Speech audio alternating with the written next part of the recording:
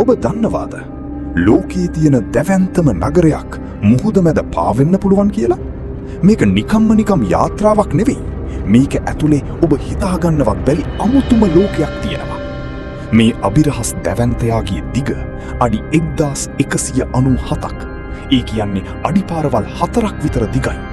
මෙයාගේ බර ටොන් 2,50,000කටත් වඩා වැඩි. ඔබට තවමත් මේකේ ප්‍රමාණය හිතාගන්න අමාරුයි නම් මේ විස්තරය අහන්න. මේක ප්‍රසිද්ධ ටයිටැනික් නැව වගේ 5 ගුණයකටත් වඩා විශාලයි. මේක ඇතුලේ මහලු 20ක් තියෙනවා. මුහුද මැද තියෙන ලොකුම වෝටර් පාක් එක. විවිධ වර්ගයේ පිහිනුම් තටාක 7ක් සහ අවන්හල් 40කට වඩා මේක ඇතුලේ තියෙනවා.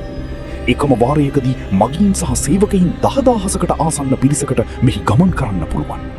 ඒ කියන්නේ මේක ඇත්තටම පාවෙන කුඩා නගරයක්. මේ මහා නිර්මාණය කරන්න ඇමරිකානු ඩොලර් බිලියන 2කට වඩා වියදම් වෙලා තියෙනවා. පරිසර දූෂණය අවම කරන්න මෙහි භාවිතා කරන්නේ ද්‍රව ස්වාභාවික වායු LNG තාක්ෂණයයි. වසර ගණනාවක සැලසුම් කිරීමකින් පස්සේ තමයි මේ මහා යෝධයා දියත් කළේ. 2024 වසරේදී තමයි මේ දැවැන්තයා තමන්ගේ මංගල ගමන ආරම්භ කළේ.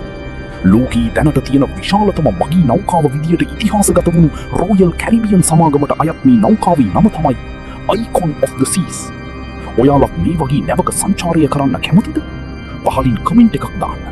මේ වගේ තවත් තොරතුරු දැනගන්න අපේ පේජ් එක ෆොලෝ කරන්න.